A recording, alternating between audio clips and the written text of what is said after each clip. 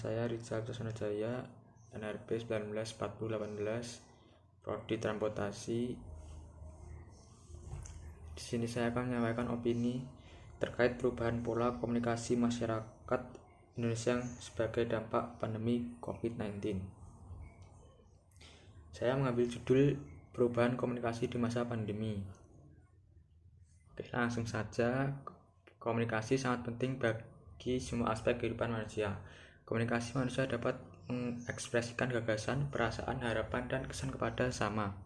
Komunikasi tidak hanya mendorong perkembangan kemanusiaan yang utuh, namun juga menciptakan hubungan sosial yang sangat diperlukan dalam kelompok sosial apapun. Komunikasi memungkinkan terjadinya kerjasama sosial, membuat kesepakatan penting dan lain-lain. Individu yang terlibat dalam komunikasi memiliki latar belakang sosial, budaya, dan pengalaman psikologis yang berbeda-beda. Perbedaan ini dapat mempengaruhi efektivitas sebuah komunikasi. Sangat penting bagi setiap individu untuk memahami simbol-simbol yang digunakan dalam komunikasi, baik verbal maupun non-verbal. Komunikasi yang dilakukan seorang yaitu menggunakan komunikasi interpersonal. Komunikasi interpersonal adalah komunikasi yang dilakukan secara dua orang atau lebih, baik verbal maupun non-verbal, untuk mencapai kesamaan makna. Oke, selanjutnya ada elemen-elemen komunikasi interpersonal. Yang pertama ada pesan. Pesan atau message. Pesan merupakan sinyal yang dipandang sebagai stimuli atau rangsangan bagi penerima pesan dan diterima. Kita menegosiasikan makna yang kita peroleh dari komunikasi interpersonal melalui pengirim dan penerimaan pesan, baik verbal maupun pesan non-verbal. Kedua, encoding dan decoding.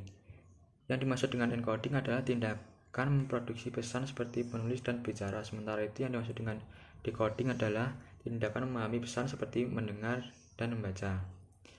3. Channel. Channel yang dimaksud dengan channel adalah media yang digunakan untuk menyampaikan pesan yang menghubungkan sumber dan penerima. Selanjutnya, gangguan atau noise. Gangguan atau noise adalah segala sesuatu yang mendistorsi sebuah pesan atau hal-hal yang mencegah penerima menerima sebuah pesan. Gangguan atau noise dalam suatu komunikasi dapat juga disebut dengan hambatan-hambatan komunikasi. Terdapat beberapa jenis gangguan, yaitu gangguan semantik, gangguan psikologis, gangguan intelektual, dan gangguan lingkungan.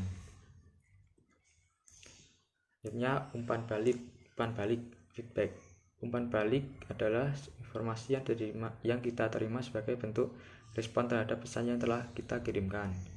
Selanjutnya, konteks. Suatu komunikasi berlangsung dalam sebuah konteks atau lingkungan yang mempengaruhi bentuk dan isi pesan yang akan disampaikan. Terakhir, etika.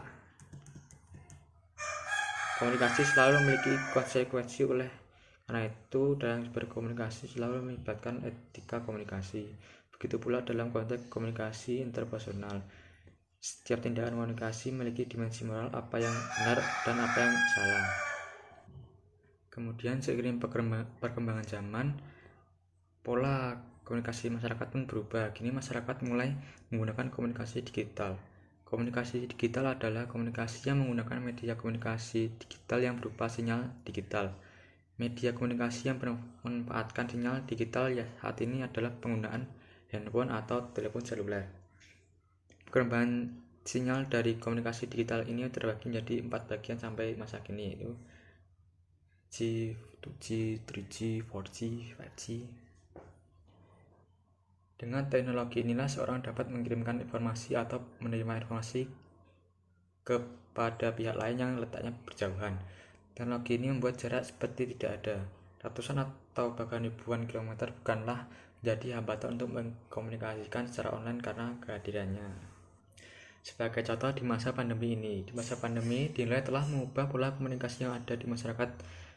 Efek dari pandemi ini juga mengubah semua kebiasaan masyarakat yang dilakukan sebelumnya. Pandemi yang telah menyebar ke seluruh dunia ini menyebabkan banyak aktivitas terganggu, mulai dari sekolah, pekerjaan, ekonomi, dan juga bisnis. Hal ini juga menggeser kebiasaan banyak orang. Kini tidak ada lagi mengumpul. Universitas memindahkan ruang kelas ke ruang virtual. dengan model daring, dan banyak perusahaan menerapkan kebijakan kerja dari rumah. Dan beberapa pekan terakhir, pandemi telah mengubah cara orang bekerja, bersosialisasi, termasuk dalam menggelar sebuah acara. Perubahan pola tersebut dinilai tepat untuk membatasi ruang gerak komunikasi sosial dan menimbulkan sikap tidak peduli masyarakat. Cuek, antisosial, masyarakat kini pun menjadi sulit berinteraksi. Yang dimaksud tadi yaitu hambatan komunikasi, gangguan noise. Pandemi COVID-19 ini ternyata membawa dampak positif juga. Tadi dengan menggunakan komunikasi digital, penyebaran COVID-19 memaksa masyarakat untuk menggunakan teknologi internet sebagai ganti komunikasi tatap muka, termasuk di wilayah pelosok yang saat ini sudah mulai menggunakan teknologi internet di masa wabah virus ini. Saat ini masyarakat berlomba-lomba untuk mempelajari penggunaan internet dalam kehidupan sehari-hari sebagai alternatif dalam berkomunikasi dengan orang lain secara langsung pada masa pandemi COVID-19 ini. Oke, jadi kesimpulannya, di masa pandemi ini komunikasi antar sesama menjadi berubah, mengubah pola komunikasi masyarakat dari komunikasi interpersonal menjadi digital, yang semula komunikasi antar pribadi secara langsung tatap muka menjadi komunikasi tidak langsung melalui teknologi. Yang sebelumnya ada virus ini kita bisa kemana saja, sekarang menjadi di rumah saja, sehingga untuk berkomunikasi dengan teman-teman dan lingkungan pun menjadi terhambat. Tetapi dengan adanya komunikasi digital saat ini dan perkembangan teknologi, manusia masih dapat berkomunikasi secara online atau daring walaupun itu tidak maksimal. Ya, sekian yang dapat saya sampaikan, semoga bermanfaat. Wassalamualaikum warahmatullahi wabarakatuh.